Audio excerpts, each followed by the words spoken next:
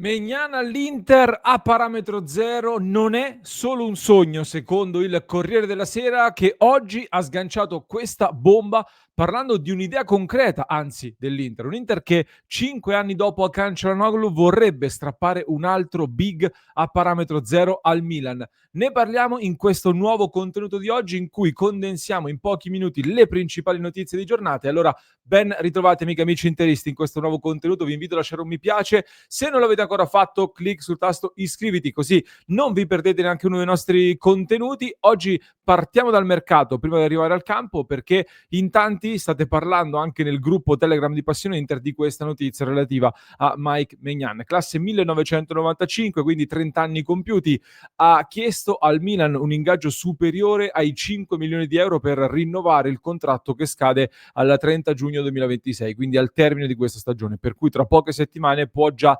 accordarsi per trasferirsi a parametro zero in un'altra squadra a partire da luglio prossimo. Il Milan, a queste cifre che chiede Maignan, sembra non voler trattare, non vuole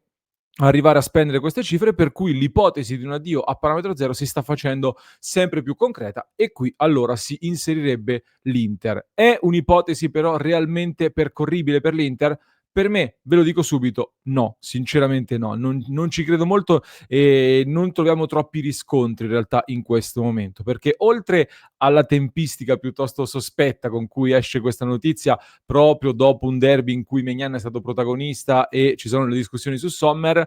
ci sono però soprattutto due fattori legati all'età e all'ingaggio che mettono Maignan fuori dal perimetro di quelli che sono i colpi di Octree, tendenzialmente del tipo di progetto che sta portando avanti Octree per l'Inter. Si potrebbe dire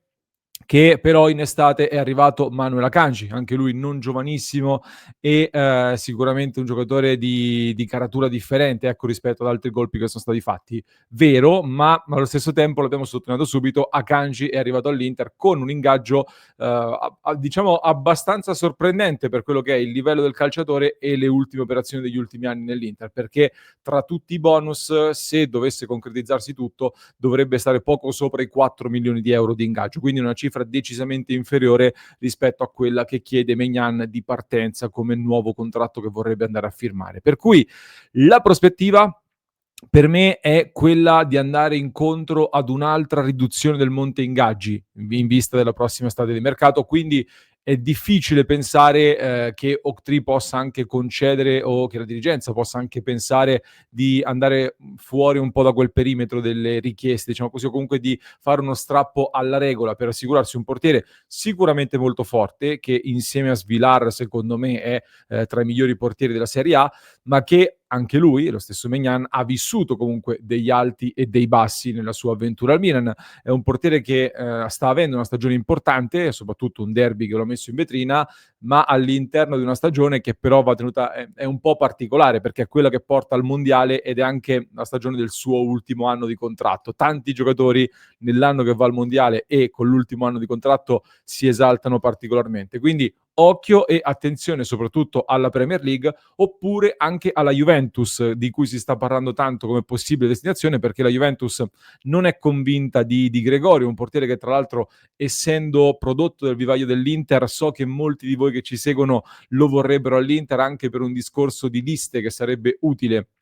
per le liste dell'Inter. Molto difficile però Maignan per l'Inter, nonostante i rapporti con lo staff e l'entourage del giocatore. L'Inter ha un canale aperto, perché tra l'altro è lo stesso entourage di Manu Koné della Roma, di cui si sta ancora parlando sotto traccia, con una Roma che però a gennaio, soprattutto ora che sta lottando per lo scudetto, chiede 50-60 milioni di euro per un giocatore che non vuole andare alla rottura con la Roma, e questo è un dettaglio molto importante. Però dicevamo di Maignan, allarghiamo un po' il discorso. È evidente comunque, e questo lo diciamo già da più di un mese, che l'Inter stia facendo dei ragionamenti sui portieri in generale, perché Sommer tra pochi giorni compirà 37 anni, ha il contratto in scadenza e quindi bisogna anche ragionare su un possibile rinnovo, eventualmente, che in questo momento, per via dei parametri di Octree e del rendimento, sembra piuttosto difficile, e il rendimento di Sommer è un tema apertissimo di cui si sta discutendo tanto in queste ore. Lo abbiamo fatto anche noi qui su Passione Inter. Io, come dicevo ieri sera nel club, nella nostra chiamata su passioneinter.club, ogni lunedì alle 22 vi aspetto, mi raccomando,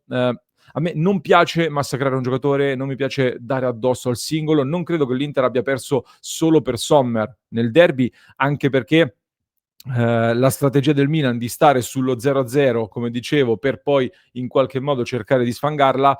è stata possibile anche perché davanti non abbiamo concretizzato, quindi quello sicuramente è un altro fattore, però l'errore di Sommer è stato un errore piuttosto evidente e oltre a quello che riusciamo a vedere con i nostri occhi, ci sono dei dati oggettivi, dei numeri che testimoniano un calo di rendimento di Jan Sommer e ve li avevo portati durante la sosta, anche in un contenuto che ha pubblicato la nostra Romina, ne avevo parlato. È un rendimento che per i dati puramente, quindi tutti i dati che abbiamo studiato, non è ancora al livello dell'ultimo anno di Handanovic all'Inter,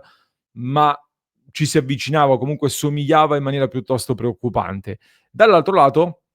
c'è invece nell'Inter un portiere più giovane come Josep Martinez, che è stato anche l'unico investimento di un certo peso nell'estate 2024 e per questo tutti pensavamo potesse essere più di una riserva all'Inter. E quando è stato chiamato in causa, per me non ha mai sfigurato, anzi, c'è in questo momento la questione estremamente delicata dell'incidente, molto ingombrante, molto personale come vicenda e che sicuramente ha condizionato un po' queste settimane in cui avrebbe potuto magari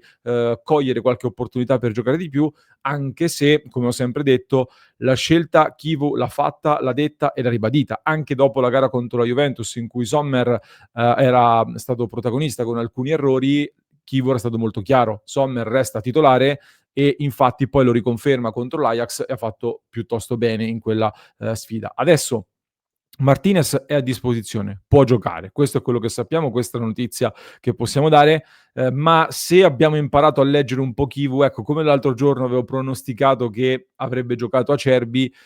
contro l'Atletico Madrid ci sarà Sommer di nuovo, immagino, tra i pali. Martinez potrebbe tornare magari in campionato domenica, anche se la sfida è in trasferta, quindi si va a giocare a Pisa, potrebbe essere un pochino delicata. C'è l'opportunità il 3 dicembre in Coppa Italia di affrontare il Venezia. Quello potrebbe essere magari una gara in cui rivedere Josep Martinez contro un Venezia in cui tra l'altro è tornato protagonista dopo l'infortunio il nostro Filip Stankovic. Dico nostro perché comunque lo sentiamo un pochino nostro, anche se il portiere classe 2002 è stato ceduto dall'Inter al Venezia, mantenendo comunque una percentuale del 50% sulla futura rivendita, per cui è una sorta di comproprietà con cui l'Inter potrebbe anche eventualmente riportare alla base Filip Stankovic, che in Serie B con il Venezia è titolare assoluto e indiscusso in questa stagione e sta facendo rivedere delle cose importanti. Anche lui è un vivaio Inter, quindi da tenere d'occhio sicuramente, ma al momento l'Inter sta ragionando su altri portieri, sta sondando il mercato con dei profili che restano, da quello che sappiamo, un po' più in alto nelle gerarchie, nelle preferenze e nei sondaggi nerazzurri, come Carnesecchi dell'Atalanta, Caprile del Cagliari che arriva da un brutto errore nello scorso weekend, Suzuki con l'infortunio che ha avuto, tra l'altro ha perso un po' di posizioni, mentre all'estero e non solo c'è chi ha parlato anche del Dibu Martinez nelle scorse giornate, portiere dell'Aston Villa, dell'Argentina, che portiere di esperienza, ecco, di grande personalità e ecco, a parte il Dibu Martinez che è un profilo completamente diverso tra tutti quelli che abbiamo menzionato,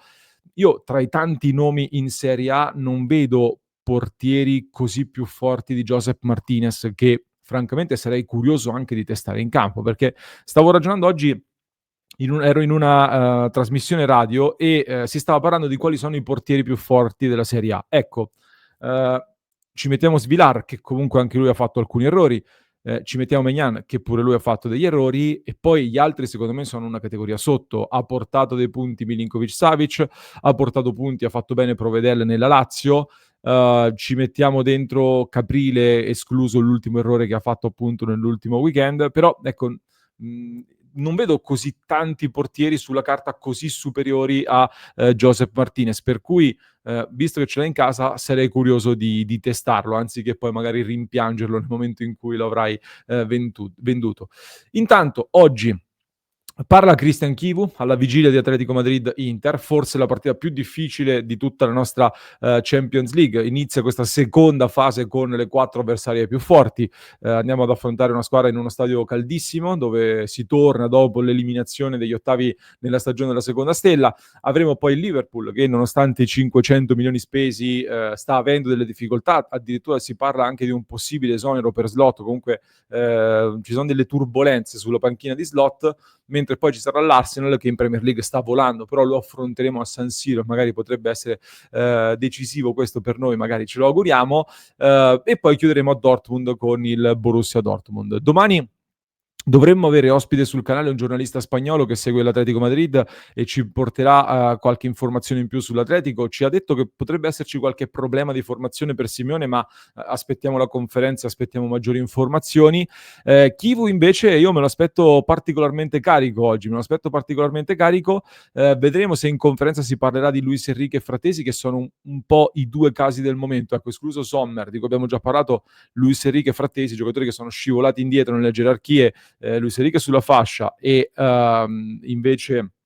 il nostro Frattesi in mezzo, dove Diouf ha fatto intravedere delle cose interessanti. Zielinski e Sucic sono sicuramente avanti nelle gerarchie. Anche qui, visti anche i precedenti, è possibile che Chivu possa lanciare di nuovo qualche messaggio su entrambi. Mentre per Dumfries, purtroppo, come dicevamo, la brutta notizia è che la caviglia è molto dolorante, quindi si parla di 15 giorni di stop, con obiettivo rientro magari per il Genoa, 14 dicembre, prima della Supercoppa italiana. Per cui diventa importante il recupero imminente di Darmian, anche quello di Mkhitaryan, che dovrebbe tornare in gruppo in vista della partita di domenica contro il Pisa, e vediamo se magari Luis Enrique lancia qualche segnale per prendersi quel posto sulla fascia per cui è stato acquistato, per dare anche delle caratteristiche differenti a questa Inter. Testa l'Atletico Madrid adesso. Diciamo che l'Inter ci arriva con le ferite di una sconfitta come quella contro il Milan, che, smaltita la delusione immediata, smaltita la delusione, però deve restare, secondo me, anche qualche segnale buono che si è visto, qualche segnale anche di un Inter che comunque continua a creare occasioni, e forse rispetto alla gara contro il Napoli, come ha accennato anche Christian Chivu, con questa difesa alta ha saputo trovare degli equilibri in più, è riuscita ad arginare meglio il Milan, che poteva essere molto pericoloso in contropiede, e invece non lo è stato, se non in quell'unica occasione su cui poi abbiamo concesso ed è arrivato il gol decisivo. Contro l'Atletico ci arriviamo anche con un bottino di 12 punti conquistati nelle prime 4 partite di Champions League, che ci permette, ecco, di affrontare con la testa un pochino più sgombra questa gara di Champions, dove l'Inter deve andare a caccia di 4-5 punti circa nelle prossime 4 partite, obiettivo alla portata per stare nelle prime 8. Fatemi sapere la vostra, vi aspetto in diretta alle 19:30, così commenteremo subito le parole di Christian Chivu, che sarà in conferenza alle 19, quindi clic sul tasto iscriviti, mi raccomando. Vi lascio con un altro approfondimento che trovate in descrizione per chi ci ascolta in podcast, mentre per chi ci segue su YouTube vi basta cliccare qui.